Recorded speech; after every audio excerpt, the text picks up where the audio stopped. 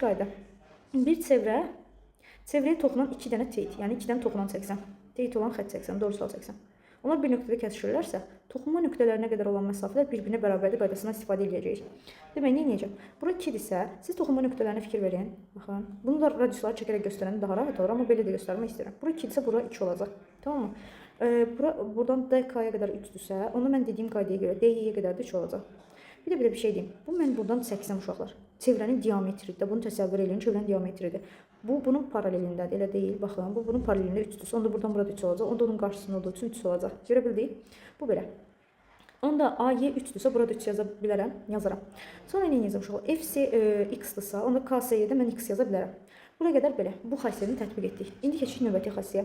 Buradan mən dik endirəcəm. Paralel 2-yə 2 atsam. Bizdən K-dan S-yə qədər obş X deyildi.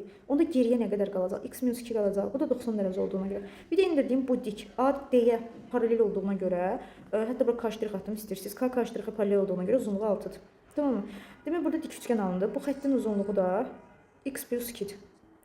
Pisagorun tətbiq edirəm. Pisagor ədədlərini ödəmir. 6, 8, 10 eləməyə çalışsaydım, ödəmədiyi üçün bu demək mənim işimə yaramır. Mən məcbur bunu karelər cəmi şəklində göstərəcəm. Pisagora görə 6-nın kvadratı artı x-2-nin karesi eşit olacaq x + 2-nin çöldən karesi. Yəni A kare üstə B kare bərabər S kare formuluna. 36 bərabərdir x kvadratı çıxılmış 4x artı 4 eşitdir. Daha doğrusu bu da plus. Buradan eşitdir x kare artı 4x. Üstə gəl 4 formunu tətbiq edəcəm. Buradan x karelər sağdan sola getdi. 4-lər getdi uşaqlar. Bu -4-dür. Bu yana aldıqda artı 4 8x eləyəcək. Burada qaldı 36-ya. Bunların hər ikisini də mən 4 ixtisar aparsam. Burada 2 x bərabər 9-a, x də bərabərdir 4,5 verəcək. Cavabı bu formada eləyəcəksiniz. Cavabımız da bizdə olacaq. D variantı bu şəkildə işləyə bilər.